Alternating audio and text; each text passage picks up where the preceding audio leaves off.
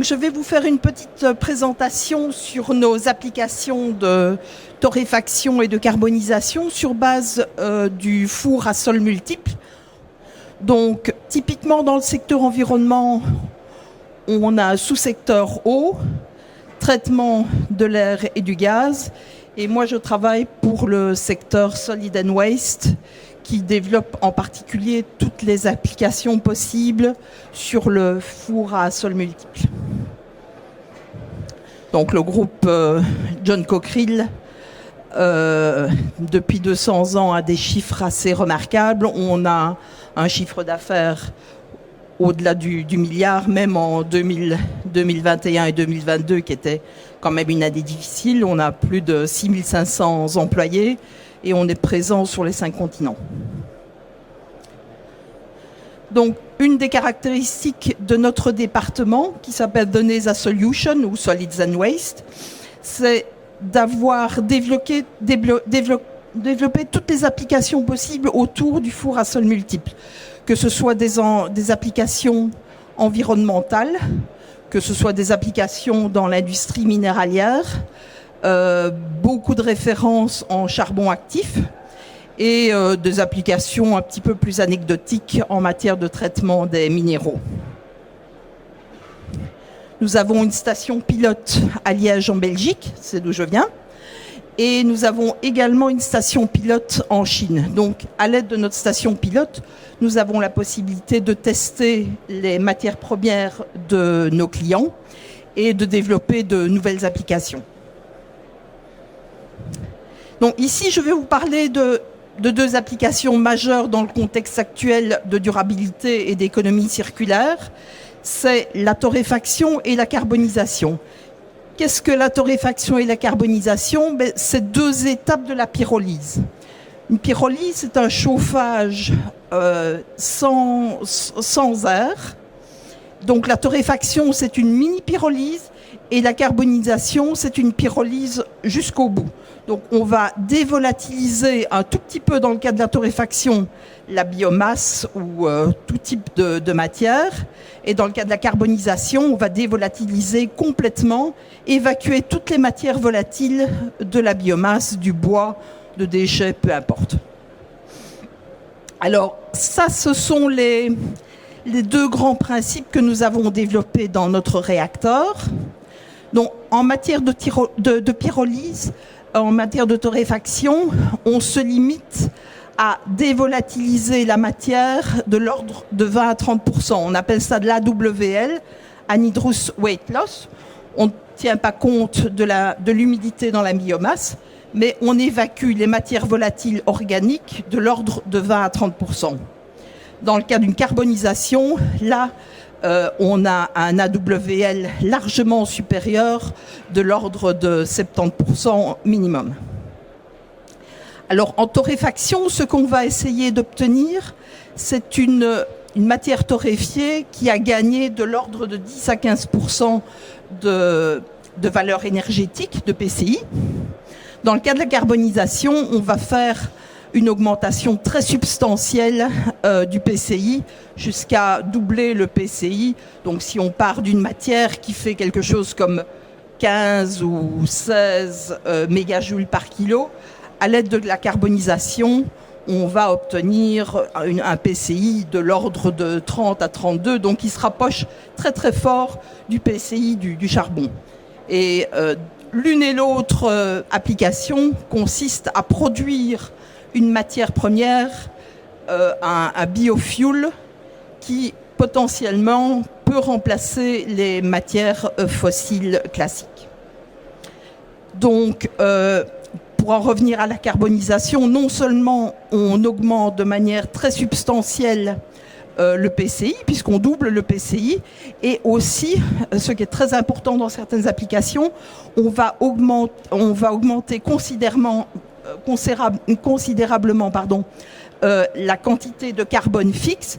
En fait, tout le carbone fixe de la matière, on va pouvoir le récupérer dans la matière carbonisée, et dans certaines situations, quand on fait une carbonisation très lente, on parvient même à dépasser très légèrement la quantité de carbone fixe présente dans le déchet ou dans la biomasse.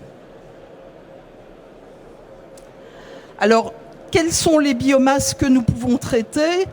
C'est excessivement variable. Ça peut être du bois, ça peut être de la suie de bois, ça peut être des écorces, des déchets comme les déchets d'huile de palme qu'on appelle empty fruit bunch. C'est le déchet du fruit du palmier dont on a enlevé tous les fruits. Alors les déchets type SRF, RDF, le fluff, de la paille pelletisée, donc tous ces candidats-là en matière de biomasse, nous les avons traités dans notre station pilote ou dans des fours de taille industrielle, et ce sont des candidats idéaux pour la torréfaction. Et en matière de carbonisation, là, tout ce que j'ai déjà cité, c'est bon aussi, c'est de produire un biofuel qui sera destiné soit plus tard à être gazéfié, donc les applications de gazéification conduisent à produire soit de l'hydrogène utilisé dans l'industrie pétrochimique, soit du SAF, donc c'est-à-dire un substitut de kérosène, un biokérosène. Donc cette application est obtenue par la réaction classique de Fischer-Tropsch.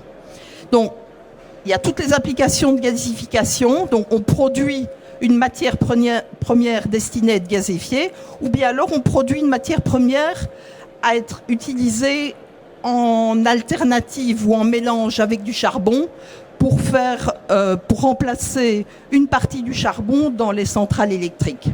Donc la matière torréfiée, c'est un très très bon équilibre entre le rendement du procédé et l'augmentation à la fois de PCI et le ratio entre la WL et le rendement de PCI. Donc on veut obtenir une matière excessivement homogène. La biomasse, par essence, est excessivement hétérogène. Il y a différents types d'humidité, il y a différents types d'essence de bois. Les déchets sont essentiellement très très très variables en matière d'origine. Certains déchets contiennent des matières plastiques dans les déchets municipaux, dans les SRF par exemple. D'autres contiennent au contraire beaucoup de déchets de biomasse, de déchets de traitement de forêts, de pelouses, etc. Donc on veut obtenir absolument une matière homogène et c'est excessivement important pour toutes les applications de gazéification. Un gazéifieur a besoin d'une matière excessivement homogène. Donc on veut un produit qui soit broyable, très facilement broyable. Broyer du bois, ça coûte très très cher en matière d'électricité. Donc la matière pré-torréfiée est largement plus broyable. On veut aussi un produit qui soit imputrescible et aussi qui ne dégage plus de VOC. Donc toutes ces propriétés, on les obtient après torréfaction, tout en gardant un rendement de l'opération qui est quand même de l'ordre de 70%, 80% de rendement sur sec. Donc c'est quand même très intéressant. En carbonisation, on ne veut pas tout à fait le même type de produit. On veut un produit, par exemple, qui peut servir de bioréducteur. Donc on veut une très très haute charge en carbone fixe pour l'utiliser directement dans un haut fourneau. On veut aussi une très très basse concentration en matière volatile, tout simplement pour des raisons de sécurité. Si vous mettez une biomasse contenant de larges quantités de matière volatile dans un haut fourneau ou dans un four à chaud, ça fait des explosions. Donc ça, on ne peut pas le tolérer.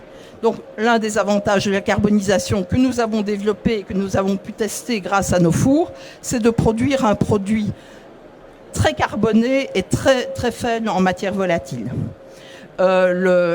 Toute matière carbonée est aussi une matière première destinée à éventuellement être activée. On est dans un salon de l'environnement. Les applications du charbon actif sont énormes, comme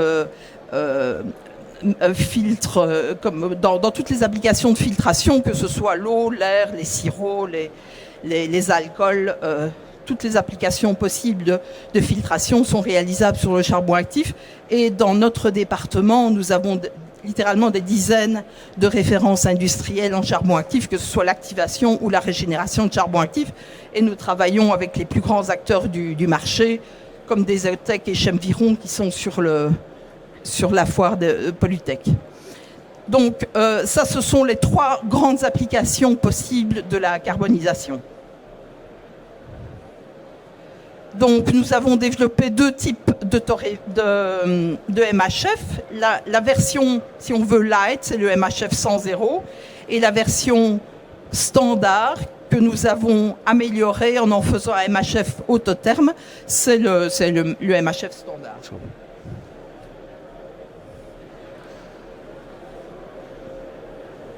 Donc, quelques caractéristiques majeures du MHF. Ça semble être un réacteur un tout petit peu compliqué dans la mesure où il y a un arbre central rotatif. Il contient des réfractaires, donc ça c'est pour la version standard. L'énorme avantage de la configuration du four à sol multiple, c'est qu'on a un contrôle absolu du temps de séjour dans le four, du profil de température sol par sol, étage par étage, et des atmosphères dans le four. On peut avoir à la fois en même temps une atmosphère réductrice au sommet du four et une atmosphère oxydante ou neutre en bas du four. C'est aussi un four modulaire, donc on peut vous offrir un four qui fait 3 mètres carrés jusqu'à un four qui fait 550 mètres carrés de surface effective. Donc nous avons développé le four MHF 100 à l'aide du CEA et du CIRAD. C'est une longue collaboration que nous avons avec eux depuis plus de 10 ans. Donc voilà le premier MHF 100 que nous avons construit et qui est en cours de commissioning pour le moment. C'est un petit four pilote qui fait 4 mètres de diamètre à 3 sols. Et ce four est un four à chauffage indirect. Il n'y a pas de réfractaire, contrairement au modèle standard. C'est pour permettre une meilleure inertie thermique et des démarrages et des arrêts beaucoup plus faciles et rapides. On est capable de traiter dans ce four en matière de torréfaction tout type de biomasse, que ce soit des biomasses même pulvérulentes, type sciure de bois, etc., ou alors des pellets. Donc la référence que nous commissionnons pour le moment en Allemagne, c'est du traitement de torréfaction de pellets de déchets municipaux pour en faire une matière torréfiée qui par la suite sera gazéfiée et produira des quantités d'hydrogène circulaires, puisqu'on part d'un déchet existant. Donc il n'y a pas d'empreinte CO2 puisque le déchet est déjà existant. Donc dans la version standard du four autotherme, donc c'est la première version du four que je vous ai déjà montrée, et il n'y a pas de consommation de fuel fossile en conditions opératoires normales. On a juste besoin de faire une première chauffe du four à l'aide de gaz naturel ou de fuel ou de quoi que ce soit. Mais dès qu'il est démarré, il va fonctionner minimum 8000 heures par an sans consommation autre que l'utilisation directement de la matière première. Donc il n'y a pas d'utilisation de fuel fossile.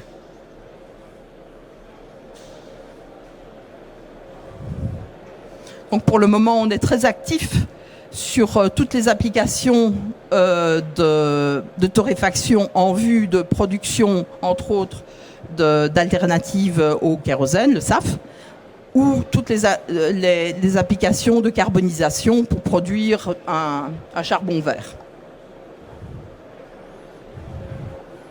2-3 mots sur nos références. Donc, je vous parlais de notre première référence industrielle de torréfaction, c'est auprès du groupe énergéticien RWE, que tout le monde connaît. Si vous allez à côté de Cologne, vous avez parmi les plus grandes mines à ciel ouvert du monde ils exploitent de la lignite. Donc nous avons construit avec eux ce premier exemple de four de torréfaction sans zéro, donc sans énergie fossile.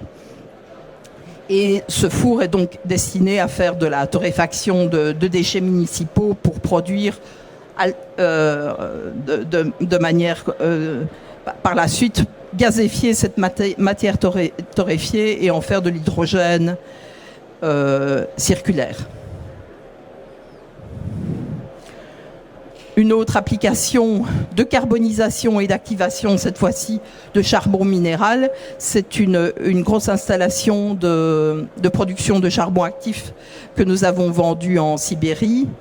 En fait, on a 3 MHF.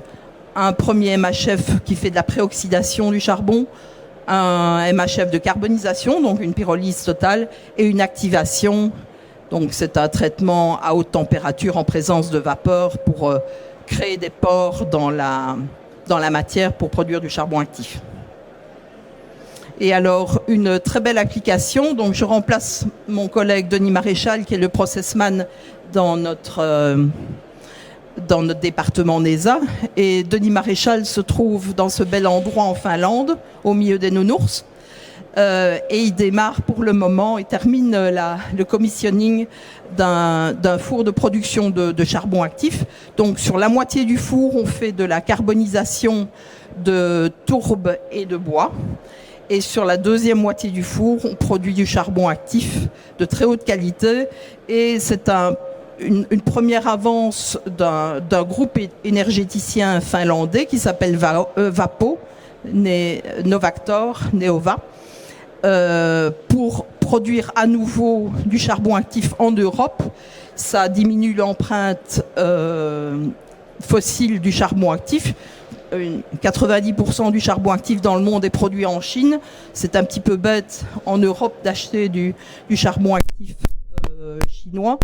Donc ici, c'est un nouveau marché pour Vapo de développer un charbon actif proche et européen en Finlande.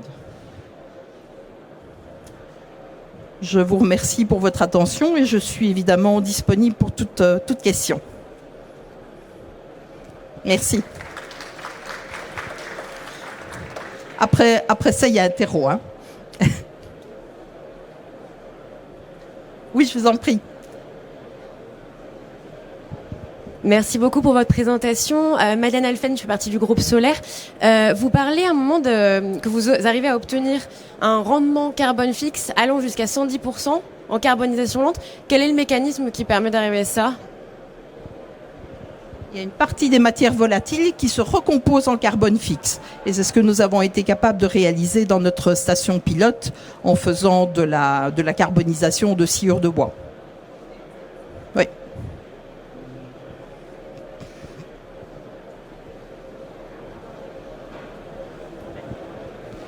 J'ai vu que dans votre matière première, vous utilisez des pellets. Je suis un peu surpris parce que déjà, pour fabriquer des pellets, ça demande beaucoup d'énergie. Et finalement, on va le carboniser. Alors, je vois pas trop pourquoi. Voilà. Ça dépend un petit peu des applications. Dans certaines applications, on est vraiment obligé de passer par la pelletisation. Mais on a fait des essais à la fois de torréfaction et puis pelletisation. Et pelletiser une matière torréfiée, c'est largement plus simple et on consomme moins d'énergie. Mais par exemple, je vous parlais de déchets tels que le SRF.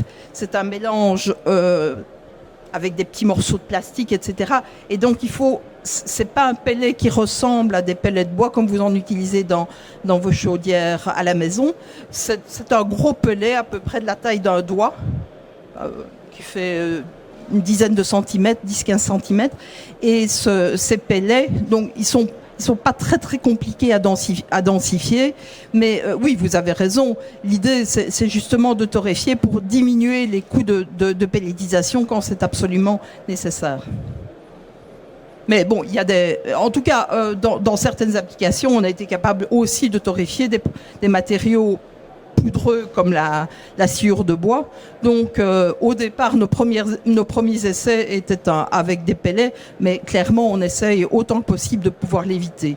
Dans le cadre du charbon actif dont je vous ai beaucoup parlé, de toute façon le charbon actif, pour des raisons d'utilisation suivantes en filtre, vous avez quand même besoin d'un granulé, donc vous devez par ailleurs de toute façon le pellétiser ou l'extruder. Donc ça c'est parce que l'application suivante a besoin d'une certaine porosité que vous ne pourriez pas obtenir facilement dans certains types de filtres. Mais vous avez parfaitement raison, il faut éviter autant que possible la pellétisation qui est coûteuse.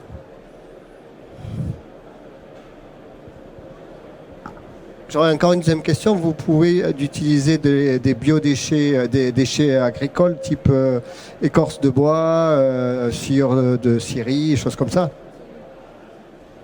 Donc nous avons fait récemment, pour un grand acteur énergéticien européen, des essais de torréfaction avec du broyat d'écorce de bois, soit de la sciure de bois classique, soit de l'écorce de bois, et les résultats ont été tout à fait probants.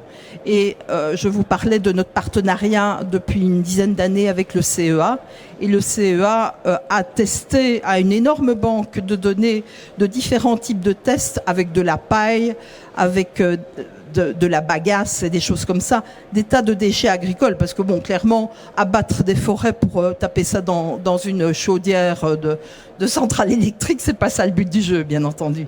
Mais par contre, dans le monde, il y a d'énormes quantités de déchets agricoles. L'EFB, ça représente des millions de tonnes de déchets, par exemple, en Asie du Sud-Est. Donc, ce sont ce type de déchets de bois-là, de biomasse que nous souhaitons torréfier, et cette matière torréfiée est susceptible d'être achetée à bon prix, par exemple par des acheteurs japonais ou coréens qui l'utilisent en co-combustion dans leur centrale électrique.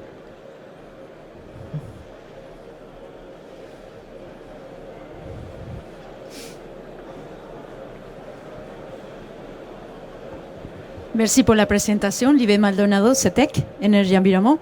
Vous avez déjà parlé sur les différentes matières entrantes possibles. Est-ce que les bouts d'épuration, une fois qu'ils sont déshydratés, ça peut être aussi une possibilité?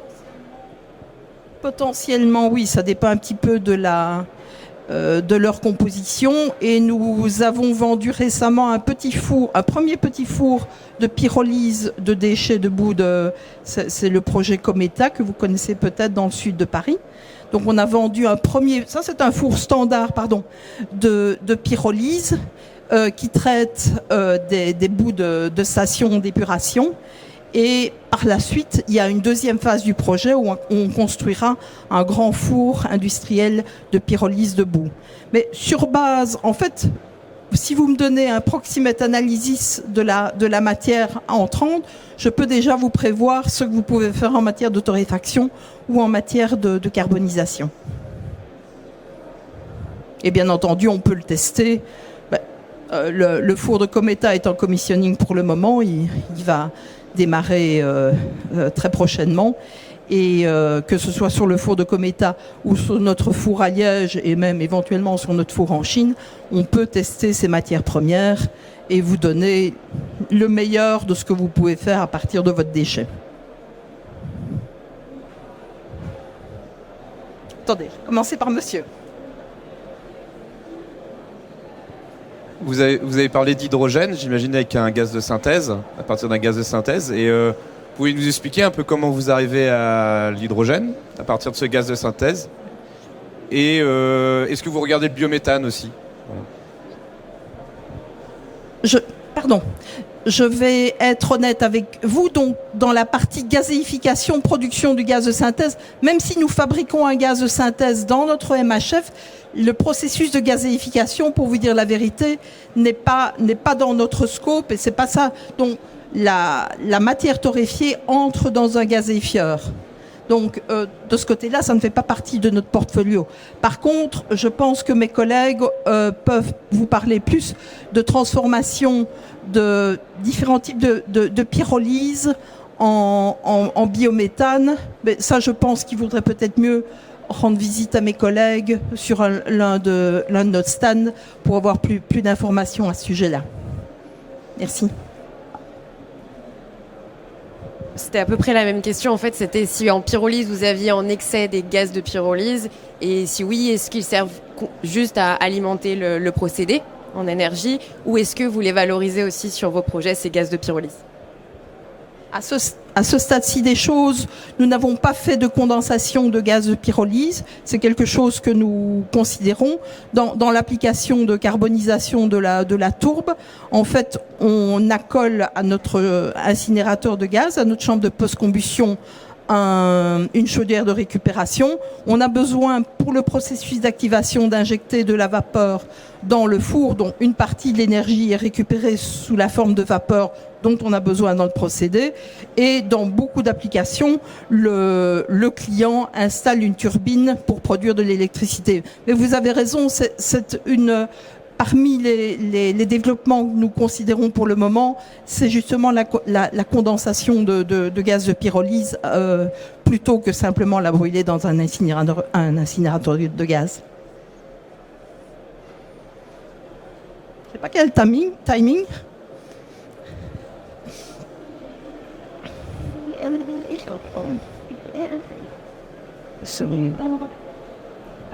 Merci. Je voulais savoir quelles sont les contraintes de ces types de fours. Est-ce que c'est énergivore, mais vous parlez de auto-thermal. Est-ce que c'est l'eau? Est-ce que c'est la formation des goudrons, des tares? Donc, quelles sont les contraintes aujourd'hui? Donc, en termes de consommation, en termes d'OPEX et de consommation d'énergie, les deux applications que je vous ai montrées, il n'y a pas de consommation sauf un premier démarrage, mais il n'y a pas de consommation de gaz. La consommation d'eau, elle est très, très réduite. Bon, vous avez éventuellement une vis de refroidissement à la sortie du four, mais vous pouvez faire tourner de l'eau en circuit fermé. On peut vous donner des valeurs de consommation électrique, mais elles sont très, très raisonnables, c'est quelques dizaines de kilowatts. Et alors en termes de maintenance, c'est aussi c'est un fonctionnement tout à fait automatique. Et le processus est contrôlé, et avec un opérateur par pause, vous n'avez pas besoin d'autres OPEX que ça. Ce sont des fours excessivement robustes. On a reconstruit un de nos fours de pyrolyse, justement de déchets industriels dans la région de Florence il y a 2 ans. Et ce four a été reconstruit au bout de plus de 40 ans d'opération. Donc c'est une technologie excessivement robuste. Et donc c'est ces matières réfractaires qui protègent le four et qui constituent les sols du four, les étages du four. C'est comme une voûte de cathédrale. Une voûte de cathédrale, même dans des pays sismiques, il y a beaucoup de voûtes de mosquées ou de cathédrales qui résistent. Mais la dilatation thermique sur les voûtes de nos fours à sol multiples, il y a peu de contraintes et c'est très très robuste au fil du temps. Donc on peut très facilement garantir minimum 8000 heures par an, quelles que soient les applications. Vous parliez de goudrons. Les goudrons, c'est clair que quand vous allez évacuer les matières volatiles de la biomasse, vous allez potentiellement produire des goudrons. Il faut s'assurer d'avoir des distances les plus faibles possibles entre équipements process et les garder toujours à une température au-delà de 350 degrés. Donc ça, c'est quelque chose, on réfléchit à l'intégration énergétique ensemble. Mais les goudrons, c'est la nature. Mais c'est évidemment un gros problème dans toutes les applications de pyrolyse. Mais je vous parlais de ce four de carbonisation et d'activation en Finlande. On a un rendement de 12%, on évacue 88% de matière volatile de la matière, donc c'est considérable. Mais évidemment, on fait du charbon actif à très haute valeur ajoutée, donc c'est la raison pour laquelle le rendement est si faible. C'est simplement la nature de la biomasse utilisée qui fait ce rendement. Donc vous avez une énorme quantité de matière volatile, et grâce à la configuration du plant, à l'intégration énergétique, au traçage électrique ou autre, on évite les condensations. Mais c'est évidemment un sujet excessivement important quand on fait le layout du plant. Et c'est en Finlande, donc des points froids, il y en a en Finlande. Hein.